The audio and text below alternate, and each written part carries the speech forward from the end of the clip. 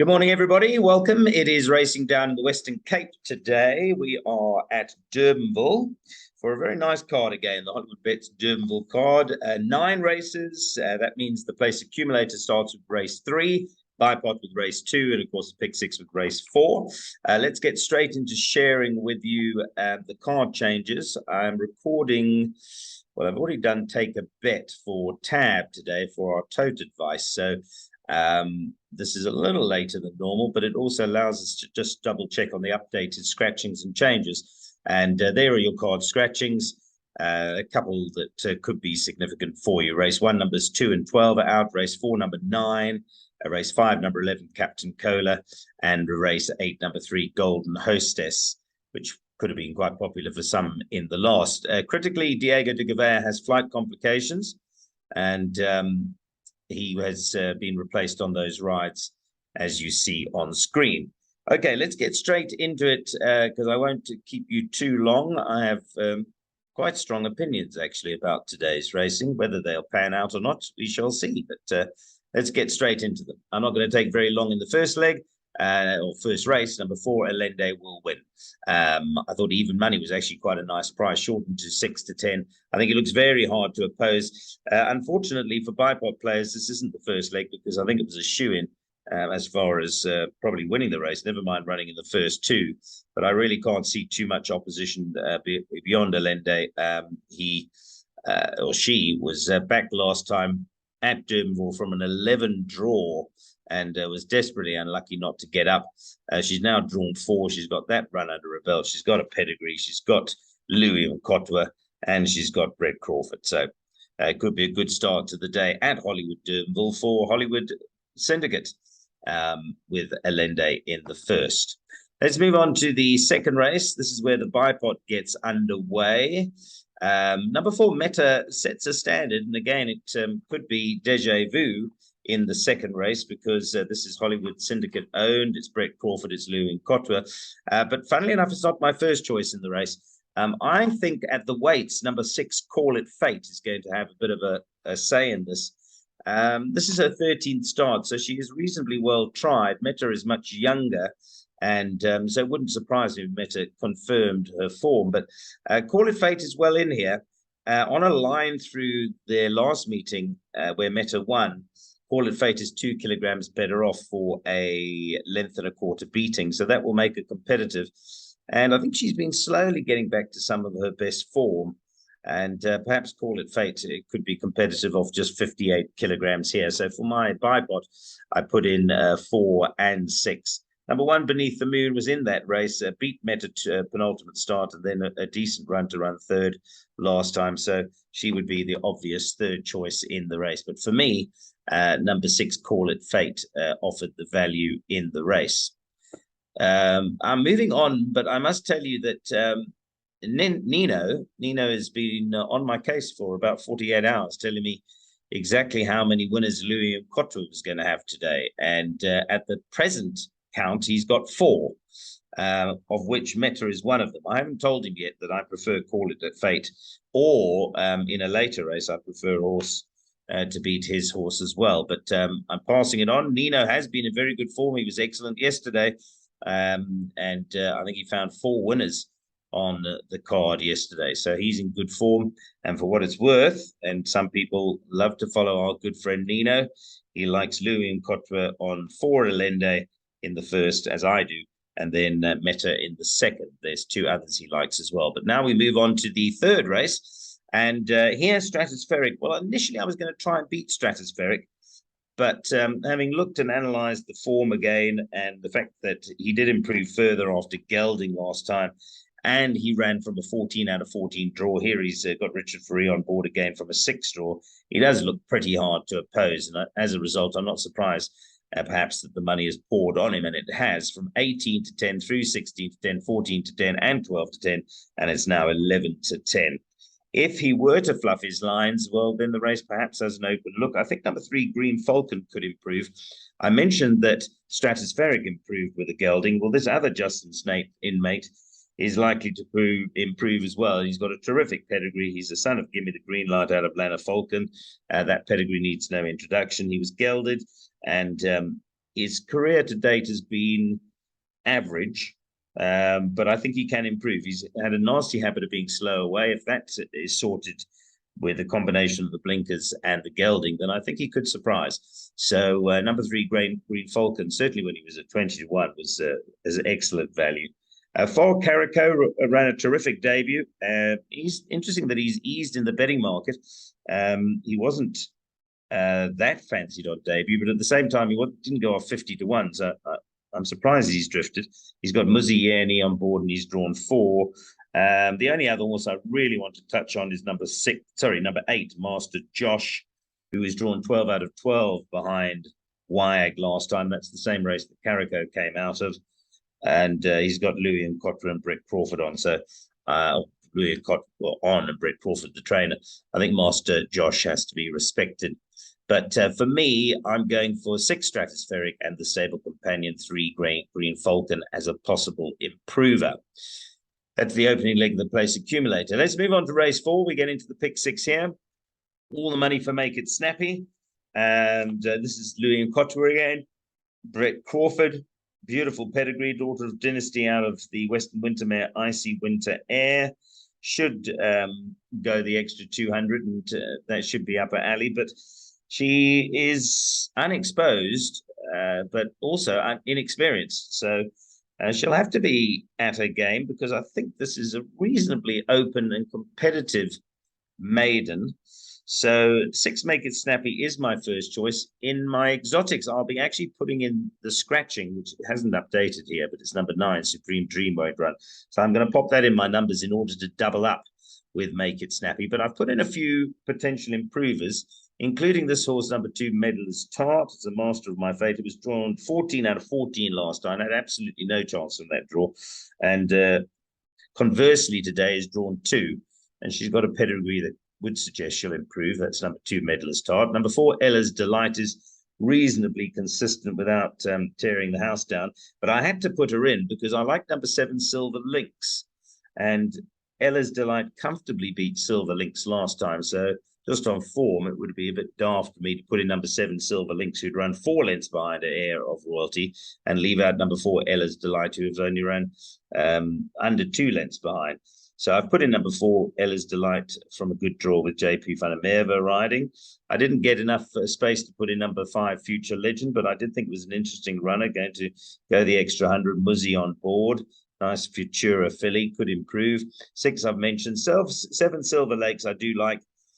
Last time, it was a fair enough debut, but, you know, on this pedigree, being a daughter of Silvano out of a Fort Woodmare, it's a classic Maurits Fontaine Wilkebos drift pedigree.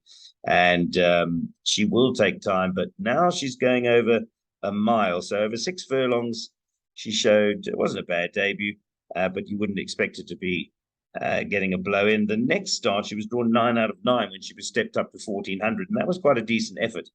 The extra 200 is going to suit her probably more than anything else in the race. And now that I look, I see some of my good mates are involved there. Greg Bortz, Andrew Brand, Stan Ellie's son, Dave Musakamp, Gina herself. So, yeah, I'd like to see her improve. And she's got Grand Fanico gone today. What price is she? Because she perhaps could be even one for my soccershop.bet price booster shortlist, number 7, Silver Lynx. So probably might just need eventually 1,800 or 2,000 to be fully effective, but I think she'll run well today. Right, let's go further down. I've also put in number 11, Fallow Ancora. She's drifted in the betting. I actually found her last time at 50-1. Some people might remember I had a few nice place bets on her. And one of the reasons was that she had stepped up to a mile, and she's a 4-year-old. So wait for age of this time of the year. She's well in. She's again over a mile here. Richard Ferree rides. I wouldn't say she's my first choice, but at the same time, being the only 4-year-old in the race, I'm not so sure you can completely discount her chances. So that's my take on that race. Obviously, Make It Snappy looks like the right one, but I'm looking for a lurker or two, perhaps for some value in that race. Right, let's move on because it's a 9-race program. 11 is scratched here. That is Captain Cola. That was also tipped up by me at a very big price to run a place. But that was on the weekend. So and not enough time for recovery. I'm going to go for number 12, Director's Cut here. Now, obviously, the draw is not ideal. Drawn 12 out of 12. With the scratching comes into 11 out of 11, but that's not neither here nor there. But the imposing form has been just that. It's been imposing. And Director's Cut has many things in his favor. Let's start with the trainer, Dean Canterman, tick. Let's start then with move on to the jockey, Keegan DeMelo, tick. The draw, as I said, is a negative. But the pedigree, give me the green light, tick. Jetmaster Mare, tick. Step up from 1,200 to a mile, double tick. And I mentioned imposing. I think Director's Cut's going to really be a massive improver. And personally, I'm going to take my chances in this race, building my exotics around it. Obviously, number 4 has form. So too does number 9. There's been a touch of support for all of those. Number 1, Release Me, hasn't done much wrong. Drifted in the betting market, although come back into 4-1, I see now, and is drawn 1. But I think the big improver is number 12, Director's Cut. I can add, by the way, I mean, when I've said Dean Canterman and Keegan DeMelo, it's owned by Field Spring Racing. So that means my guess is are putting two and two together and getting 5. Jahan Mulher, but probably bought it for the team. And that, again, is a bonus. So for me, Director's Cut is definitely the play in that race. Looking for huge improvement. Let's move on to race 6. Open betting here. They bet 3-1 the field, with number 1, Nothing Else Matters, and number 2, Pardon, the 2 joint favorites at 3-1. I do respect them, particularly Nothing Else Matters, because he's only got 56 to carry. But this is a 1,800-meter race. Now, weight for age at this time of the year, for some strange reason, in the top left-hand of my computer form, it doesn't give me an update on what that weight for age scale is. The next race, which is over 1,400, tells us that the 3-year-olds should be getting 7 kilograms, so the 4-year-olds should be getting half.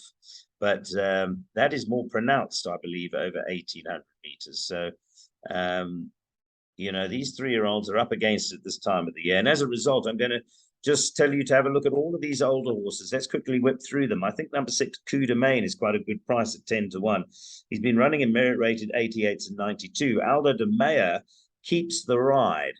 And he's not going to Hollywood, perhaps. He's a 5-year-old already. But in this race, I think he can be competitive. Equally, number 7, Douglas, who you'll remember, we got the Lotsky when he won his maiden, because I think it was the previous race had been a maiden special weights. And when he won quite nicely at a big price. He was back from 16-1 to 8-1. Anyway, again, he's probably also not going to Hollywood, but this race is not the world's strongest. It's over 1,800 meters. He carries only 54 kilograms. And I think he'll be very competitive. So number 7, Douglas. Those 2 horses, I think, offer value. 10-1, 12-1, Coup de Main and Douglas. These 2 down here are also older horses. Number 9, Policy Target. Number 10, Tazzetti. On the last run, Tazzetti should hold Policy Target, but there's a run behind Blizzard. I'll give you the date, 23rd of March, which suggests otherwise. Because on that run, Policy Target is a kilogram better off than Tazzetti and absolutely beat him by 5 lengths. So he's actually 6 kilograms better off, 6 lengths better off in that race. So I give Policy Target an upset chance. And the other horse I do want to come back to is this 25-1 shot, Golden Year, or Good Year, sorry. A Good Year. Not sure what happened last time. Admittedly, that was disappointing. It was his first run after gelding. Maybe he needed it really badly. But again, if I give Coup de Main a chance, which I have, if you go back onto the maiden form, when Coup de Main won his maiden, Good Year was just over 2 lengths behind and is 6 kilograms better off with him. So on some maiden form, a Good Year, who is very lightly raced, he's a 6-year-old, he's only had 13 starts from a good draw of 3 and trained by Brett Crawford, could be an upset possibility. So bottom line is I don't like this race, folks. I'm going a little bit wide. I respect the 3-year-olds, but it is over 1,800, and I think there's some value with Douglas, Coup de Main and a Good Year. So that's my thoughts on that race. I think you have to scratch the surface a bit deeper there. Okay, let's move on to the next race. I found this quite interesting. This clearly is another one of Nino's races. He says Le Mans winner.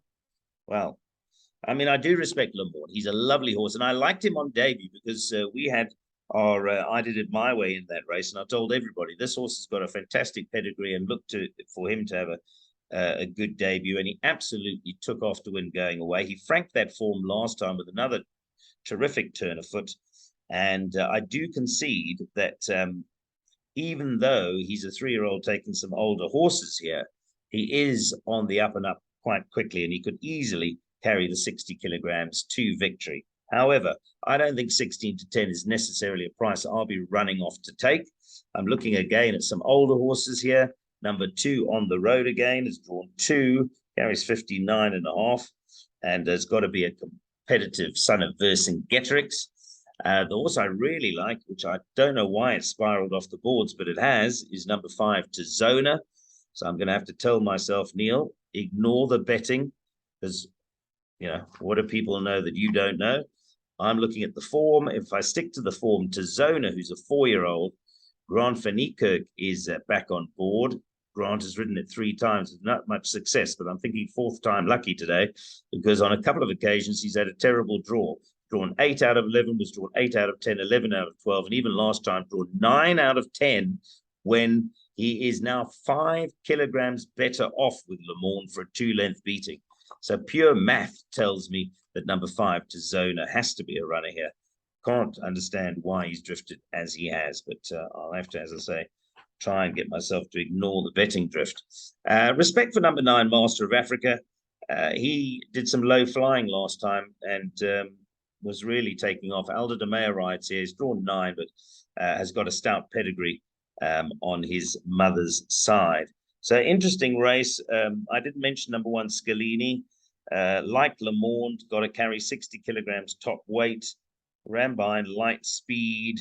And I think Light Speed went on to win the Langerman, if I remember correctly.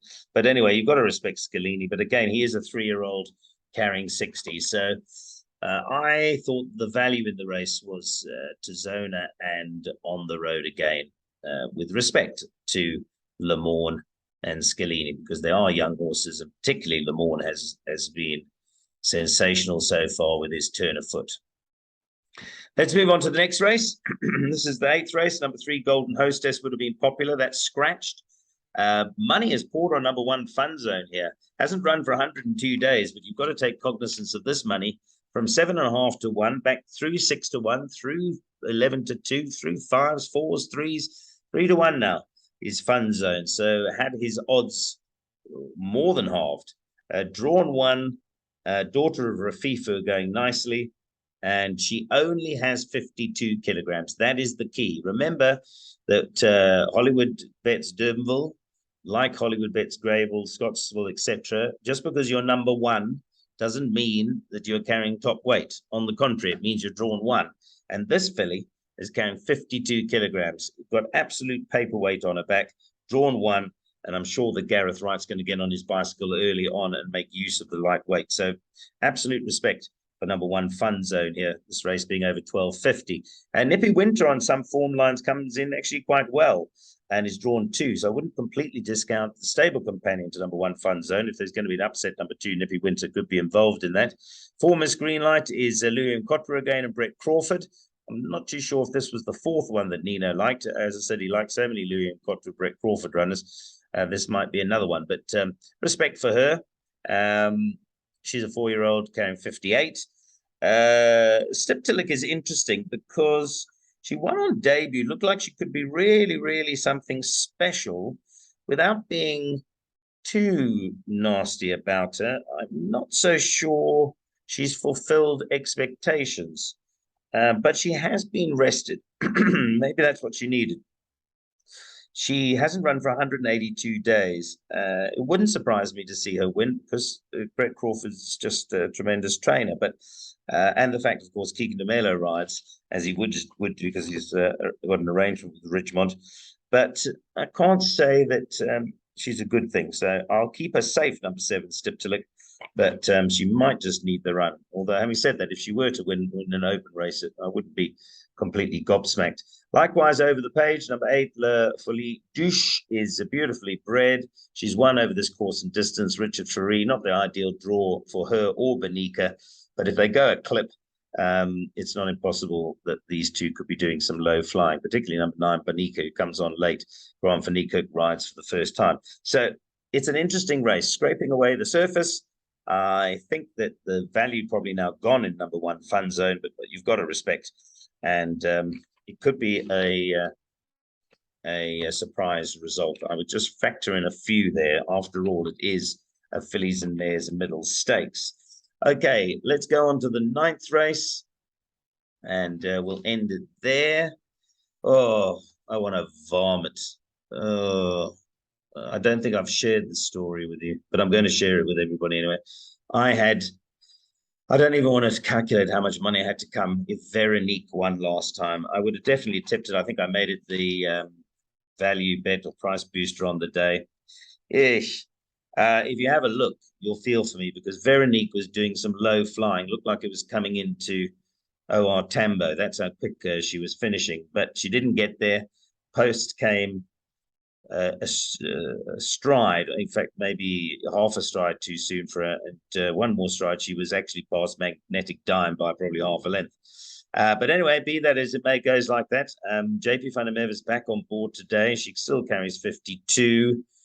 It's one of those classic situations where I was stiffed last time. Do I go back to the well at a much shorter price? Because I was on at 25 to 1s and 33 to 1s last time. But I must respect her. She's drawn 4. She's only got 52, and she wasn't disgraced at all last time. Interestingly, she is 2 kilograms better off than Magnetic Dime, so she should reverse that form, particularly as she was very unlucky last time. I think the race is pretty open. Interesting that the money has come from number 11, Shantastic. Now, I was under bidder on this filly at the Cape Sale. In the end, Anthony, and I told him afterwards, Anthony, as an Anthony Delpesh, had too much money for me. And I think she went for 325 or 350 or maybe 375, but I really liked her. Interesting that she ended up going to Dean, because Dean and I had discussed her. I think she's a sister to Waterbury Lane, who Dean trains. That was part of the reason why I liked her. But even as early as that Cape Sale, I was trying to buy a Rafif. I thought that he'd go well, and he has gone well. Of course, some people are involved in my latest syndicate where I have bought a Rafif that's with Mike Dukakis in training. And anybody's interested, I've got a few shares still left in that. But the Rafif is an excellent sire, and so it doesn't surprise me that number 11, Shantastic, wins. I hope it does win for the Hollywood Syndicate, even though they outbid me. The negative, obviously, is the draw of 11, but the family's done extremely well, so full respect for the money there. 10 Pacific Green is interesting. The draw of 10 is not going to help her, but she started off her career in good fashion, and she hasn't been disgraced, so she could pop up. She is well bred. Is there anything else I want to talk about? Well, obviously, number 6, Body Electric, who is half a kilogram better off with Pacific Green for a 3 parts of a length beating. So there should be little between Body Electric and Pacific Green, although the money would seem to suggest that neither are that strongly fancied. Just one little lurker I'm probably going to put in is number 5, Seeking Peace. She'd been running pretty well. She dropped down to a 66 off an 80. I think she was an 80 at one stage. She was actually an 82. So she's minus 17 merit rated points. The last run was horrible. And I was left after the race scratching my head thinking, what on earth happened there? Because that was a poor run. But I've ignored it, and you have to ignore it because the saddle slipped. So Mizzy eroded from a 9 out of 9 draw, which wasn't in her favor. And on top of that, the saddle slipped. So if you actually ignore the last start, Gareth Wright, by the way, rides because Diego de Gavay isn't riding. I've seen worse 16 to 1 shots than number 5, Seeking Peace. So I might be putting that in as a safety. Interesting last race. Number 1, Double Dream, has to be respected. Drawn 1 and has hardly put a foot wrong. And she's a 4-year-old daughter of William Longsword. It's an interesting race to end proceedings. Respect, as I say, for Shantastic, but there are many others that could get a blow in here. Oh, my poor Veronique again. Every time I see the name, I just have nightmares because I really thought I was going to get up. Flying she was. Anyway, it goes like that. A post came too quickly. Let's see how she goes today. She won't be my value play today, though. I've got a couple of other options, and you can have a look at those when I post them later on. It'll be on Twitter. That's where you'll get that. Don't forget to follow us on Twitter, Clocking the Gallop. and my own personal Twitter handle as well, which is Neil Andrews, Neil Andrews 65, for the updated information. Nice card, nice racing. I don't know how it's going to end, but I like the card today, and I am optimistic. Just on a personal note, I'm probably not going to be able to play. I've got a very busy day doing some MC work today, but I hope you're going to have some success. You've heard my thoughts. Break a leg.